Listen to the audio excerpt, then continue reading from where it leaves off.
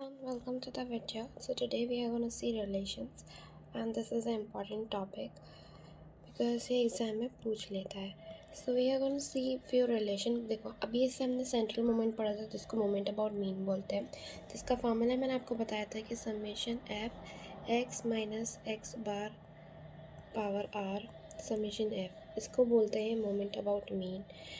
इसको बोलते हैं मोमेंट अबाउट आर्बिट्री. इसका फार्मूला ये होता है, राइट. इसमें ए नहीं होता है, ए होता है, आर नहीं होता है, ये होता है, ठीक है. अब हम ओरिजिन, मोमेंट अबाउट ओरिजिन के क्वेश्चंस नहीं आते हैं तो बट हमें उसका रिलेशंस पढ़ने हैं. तो अब हम इन तीनों के बीच के रिलेशंस पढ़ने वाले हैं. मतलब कि मोमेंट अबाउट मीन को हम आर से डिनोट करते हैं, म्यू आर से. मोमेंट अबाउट आर्बिट्री को म्यू आर डैश से. और मोमेंट अबाउट उसके और ओरिजिन को हम म्यू आर से डिनोट करते हैं, ठीक है. तो इसको हम इन तीनों के बीच का रिलेशन देखेंगे और एक क्वेश्चन सॉल्व करेंगे. मतलब कि अगर आपको, जैसे मैं क्वेश्चन पढ़ के बताती हूँ. यहाँ पर देखिए क्या लिखा है. First four moment about a distribution x about x is equal to 4 are this. Calculate moment about mean. इसका मतलब ये है कि आपको ये पहचानना पड़ेगा कि ये क्या है. ये म्यू आर डैश है, मोमेंट अबाउट आर्बिट्री, बिकॉज हमें एक्स की वैल्यू देते था जिसको हम ए से भी डिनोट करते थे और उससे कैलकुलेट करते थे. क्या करते थे हम, समेशन एफ एक्स माइनस ए और आर जो होता था 1 2 3, जितने भी मोमेंट बोले वो उससे कैलकुलेट करते थे, राइट. तो हमें यहाँ पर म्यू आर की वैल्यू दे दी है. मतलब ये पहले वाले के लिए, दूसरे और तीसरे चौथे. अब यहाँ पर कैलकुलेट करना है मोमेंट अबाउट मीन, यानी कि summation F x minus x bar, ये वाला इसका कैलकुलेट करना. अब इसका कोई डायरेक्ट लिंक तो फार्मूला तो है नहीं कि हम इसको पुट कर लें. तो इनके बीच में रिलेशंस हैं जो हेल्प करेंगे हमें ये क्वेश्चन में सॉल्व करने के लिए. और हमें कैलकुलेट करना है मोमेंट अबाउट मीन, वो भी चार मोमेंट अबाउट मीन निकालना है. मतलब म्यू 1 म्यू 2 म्यू 3 म्यू 4 तक, ठीक है.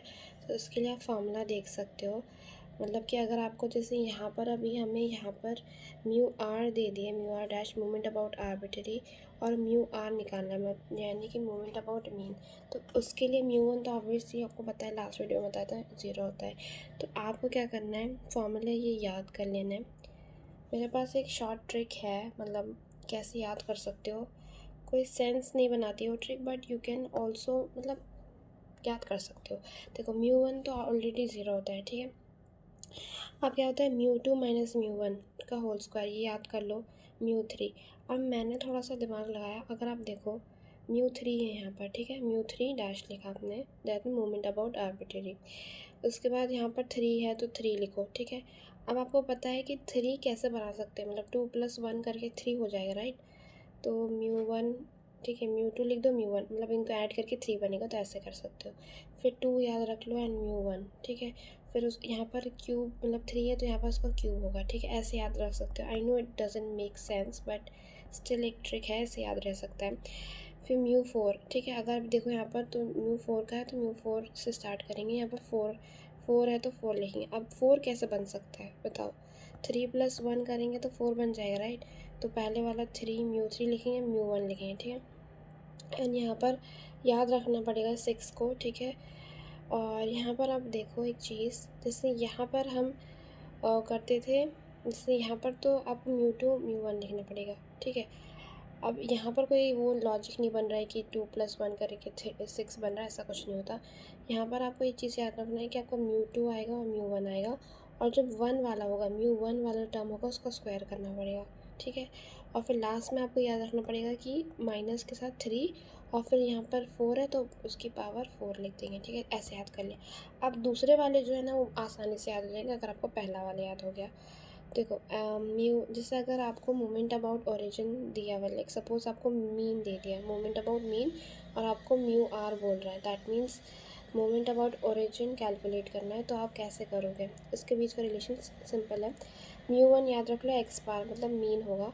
फिर म्यू 2 ऐसे याद रख लो कि यहाँ पर म्यू 2 के बारे में, मतलब मोमेंट अबाउट ओरिजिन के बारे में बात हो रही है तो म्यू 2, ठीक है. और उसके प्लस कर दो यहाँ पर 2 है तो इसका स्क्वायर कर दो मीन का। इस तरह यहाँ पर सिंपल है, μ3 है और मैंने जो ट्रिक बताई थी। बट यहाँ पर एक चीज़ याद रखना है, इस वाले रिलेशनशिप में सारी चीज़ें प्लस होंगी, ठीक है। और यहाँ पर देखो μ3 है तो एज इट इज़ लिख सकते हो। अब यहाँ पर हर चीज़ प्लस में ही आएगी, ठीक है। अभी मैंने बताया था कि 3 है तो वैसे लिख सकते हो 3 और 3 + 1, मतलब आप इसको कंसिडर 1 करो, ठीक है। अब यहाँ पर हमारे पास μ1 तो है नहीं, तो हम x बार करके लिख सकते हैं। तो ये भी अगर आप इसको 1 ले लो तो ये भी 3 + 1 2, मतलब 2 + 1 3 ही बनाएगा। और फिर यहाँ पर x बार लिख लो और क्यूब कर लो। इसी तरह यहाँ पर भी ये चीज़ करनी है, बट ये चीज़ ध्यान रखनी है कि यहाँ पर हमें म्यू नहीं लिखना है, यहाँ पर हमें मोमेंट अबाउट ओरिजिन का वैल्यू जो थर्ड वाली निकलेगी वो लिखना है, ठीक है। मतलब ये वाली जो वैल्यू आएगी उसको यहाँ लिखना है। इसी तरह देखो अब यहाँ पर 4 है तो हम 4 मतलब एक और ऐड कर देंगे तो 3 + 1 4 हो जाएगा। फिर यहाँ पर आप देखो सेम एक चीज़ है, यहाँ पर 6 था तो 6 लिख लिया। फिर यहाँ पर μ2 लिख लिया। अब यहाँ पर 1 के लिए हम x बार ले रहे हैं यहाँ पर, तो उसका स्क्वायर कर लो और फिर लास्ट वाले के साथ उसका मतलब 4 पावर लिख दो, ठीक है। तो ऐसे याद कर सकते हो। अब जो थर्ड वाला है वो और भी ज़्यादा सिंपल है, बताओ कैसे। जो फर्स्ट वाला है मतलब पहला वाला याद कर लो, a + μ1 ठीक है। मतलब यहाँ पर हमें मोमेंट अबाउट आर्बिट्ररी और मोमेंट अबाउट ओरिजिन का रिलेशनशिप दे रहा है। तो दूसरा वाला जो है μ2, मतलब μ2 लिखना है जो सेकंड है। फिर ये जो फर्स्ट वाला है इसका प्लस करना है। अब ये जो थर्ड और फोर्थ है वो बहुत सिंपल है। अगर आप देखो ये 3 है, ठीक है, यहाँ पर भी 3 है। अब ये ऊपर जो थे ना इसका साइन अपोजिट करना है, मतलब यहाँ पर प्लस माइनस था यहाँ प्लस हो गया, यहाँ माइनस प्लस था यहाँ माइनस हो गया, ठीक है। अब यहाँ पर मैंने क्या बताया, 3 बनाना, तो 2 1 2 + 1 3 होता है, राइट। तो ऐसे, और लास्ट वाले का ये सेम एज इट इज़ है, बस यहाँ पर जो है मोमेंट अबाउट ओरिजिन को रिप्लेस करना है। μ4 4 लिखा प्लस लगाया क्योंकि यहाँ पर माइनस था तो ये माइनस हो जाएगा और ये लास्ट वाला प्लस हो जाएगा, ठीक है। तो ये चीज़ करना है। μ4 लिखा, 4 लिखा, 3 लिखा, 1 लिखा, तो ये बन गया। अब यहाँ पर सेम चीज़ करनी है कि μ1 जो होगा उसका स्क्वायर करना पड़ेगा, μ2, ठीक है, 6 लिखना पड़ेगा और यहाँ पर +3 μ1 4, ठीक है। आई होप ये चीज़ समझ में। आई नो कुछ सेंस नहीं बनना, but still you can have a trick like this. थोड़ा सा ऑब्जर्व। अब या तो कोई अच्छा ट्रिक आपके पास हो तो मुझे बता देना कमेंट सेक्शन में। बट मतलब मैंने जिस हिसाब से एग्जामिन किया, क्योंकि ऐसा अगर आप याद करने बैठोगे तो नहीं होगा। थोड़ी बहुत छोटी चीज़ें कनेक्ट कर सकते हो तो इससे याद रहेगा। पहला वाला याद कर लिया तो थर्ड वाला याद हो ही जाएगा, सेकंड वाला याद हो ही जाएगा, बिकॉज आपको याद क्या करना है, प्लस याद करना है और x बार याद करना है, दैट्स इट। और लास्ट में ये वाली चीज़ याद करनी है, ये वाली जो चीज़ है, दैट्स इट। इसके अलावा कुछ ये चीज़ याद नहीं है, ठीक है। ये सिंपल रिलेशनशिप है, ऐसे आप समझ सकते हो। तो अभी यहाँ पर हम क्वेश्चन देख लेते हैं। हमें बोला है कि फर्स्ट वो moment about the moment of a distribution x दिया हुआ है, मतलब कि हमें कैलकुलेट करना है μ1 μ2 μ3, ठीक है, μ1 μ2 और μ3, ठीक है, और μ4 भी निकालना है। अब यहाँ पर देखो आप x = 4 दिया हुआ है, ठीक है। तो आप इसे समझ के कि मोमेंट अबाउट आर्बिट्ररी की वैल्यूज़ जो है वो पहली वाली के लिए 1 दी है, μ2 की वैल्यू जो है वो 4 दी है, μ3 की जो वैल्यू है μ3 डैश की वैल्यू 10, μ4 की डैश वैल्यू 45, ठीक है। अब हमें μ1 निकालना। अभी मैंने आपको फार्मूला बताया था, μ1 जो होता है 0। अभी μ2 के लिए फार्मूला क्या होता है, μ2 - μ1 इनके आगे डैश लगाओ और इसका स्क्वायर करना है। μ3 के लिए मैं क्या होता है, μ3 लिखो पहले। अब आप देखो माइनस लिखना है क्योंकि ये भी पहला वाला रिलेशनशिप है। फिर 3 लिखना है, अब 2 लिखेंगे, यहाँ पर 1 लिखेंगे, राइट। ऐसे कर लिया। अब यहाँ पर हम प्लस करेंगे, 2 करेंगे μ1 और फिर यहाँ पर क्यूब कर देंगे। अब μ4 लिखेंगे -3 4 लिखेंगे क्योंकि 4 वाला टर्म है ना, 4 और ये 3 और ये 1 और फिर डैश लगा लो। इसके बाद प्लस कर दो, 6 μ2 लिखेंगे और μ1 इसका स्क्वायर कर देंगे और फिर माइनस नहीं, हाँ माइनस होगा, 3 μ1 4 होगा, ठीक है। देखो ऐसे याद रखो। तो मैंने देखो बिना देखे मैंने भी लिख लिया, राइट। अब हम क्रॉस चेक कर लेते हैं जो मैंने लिखा है कि वो सही है कि नहीं। ऑलमोस्ट क्या मैंने सही ही लिखा है, यू कैन सी सारी चीज़ें सही हैं। लास्ट वाला चेक कर लेते हैं और ये जो है चीज़ें सही है, ठीक है। तो अब हम इन सब फार्मूलाज के अंदर वैल्यू पुट करेंगे और हम μ1 μ2 μ3 निकालेंगे। μ1 तो ऑलरेडी 0 हो गया, तो इसके लिए कोई फार्मूला नहीं है। μ2 के लिए देख लेते हैं। तो μ2 के लिए हमें क्या पुट करना है, μ2 मतलब कि μ2 डैश की वैल्यू आपके देखो यहाँ पर 4 दिया हुआ है। Let me just erase this. यहाँ पर देखो μ2 की वैल्यू जो है 4 दिया है, ठीक है। तो 4 माइनस μ1 की वैल्यू दी आपको 1, इसका स्क्वायर करो, ठीक है। तो 4 में से 1 गया तो 3 बचा, तो μ2 की वैल्यू 3 आ गई, ठीक है।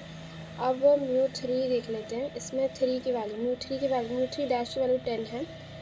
10 माइनस 3 इंटू μ2 की वैल्यू जो है, μ2 डैश की वैल्यू जो है 4 है, इंटू 1 की वैल्यू 1 प्लस 2 इंटू 1 का क्यूब करना है, ठीक है। अब इसको कैलकुलेट करो तो आंसर आ जाएगा। तो 10 माइनस 3 4 सा 12 होता है, प्लस 2। तो अगर आप इसको देखो तो ये 0 आ गया, बिकॉज 10 प्लस 2 इज़ 12 और 12 माइनस 12 इज़ 0, ठीक है। अब μ4 देख लेते हैं। μ4 के लिए μ4 की वैल्यू जो है आपको दी है 45 माइनस 4 इंटू μ3 की वैल्यू जो है आपको क्या दी है 10 इंटू 1, ठीक है। ये मैं वैल्यूज़ ऊपर से ही पुट कर रही हूँ। μ2 की वैल्यू देखो यहाँ पर μ2 डैश की 4 दिया है, 4 और फिर इस μ1 का होल स्क्वायर करना, μ1 की वैल्यू 1 का स्क्वायर, ठीक है। 3 इंटू 1 का पावर 4, ठीक है। अब इसको कैलकुलेट कर लेते हैं। तो 45 माइनस 40 नहीं, हाँ 40 होगा, फिर 6 4 सा 24, फिर माइनस 3। तो अगर आप एक चीज़ देखो तो इनको सब्ट्रैक्ट ऐड करके आ जाएगा answer. So you can see the values are out here and यहाँ पर आप देख सकते हो कि मैंने सारी वैल्यूज़ लिख ली। तो ऐसे ही इस प्रॉब्लम करते हैं और मैं और भी रिलेशंस के क्वेश्चंस लेके आती हूँ जो एग्ज़ाम में आ सकते हैं।